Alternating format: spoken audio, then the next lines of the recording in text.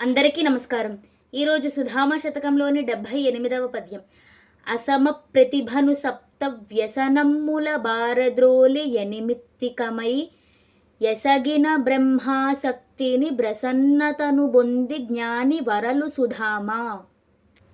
అసమ ప్రతిభ, దీటురాని గొప్ప ప్రతిభతో సప్తవ్యసనమ్ములన్ 7 వ్యసనములను, దుష్ట వ్యాపారములను, మరలా మరలా చేయు దురాలోచనను పారంత్రోలి వదలగొట్టుకొని అనిమిత్తికమై అసంకల్పితముగా అప్రయతనముగా యసగిన పెంపొందిన బ్రహ్మాసక్తిన్ పరమాత్మతత్వమును చేరుకొనవలెనను కుతూహలముతో ప్రసన్నతన్ పొంది ప్రశాంతిని పొంది జ్ఞాని మోక్షమార్గగామి మోక్షమార్గమునందు చరించు ప్రజ్ఞానమును పొందిన యోగి పుంగవుడు వరలున్ ప్రకాశించును శోభిల్లును.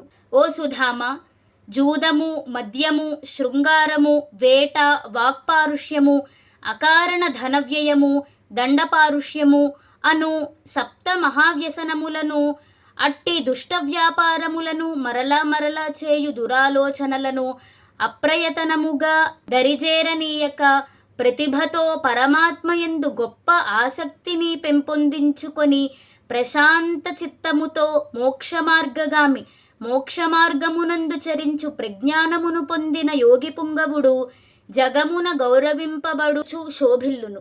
ఇది ఈ పద్యం యొక్క భావం.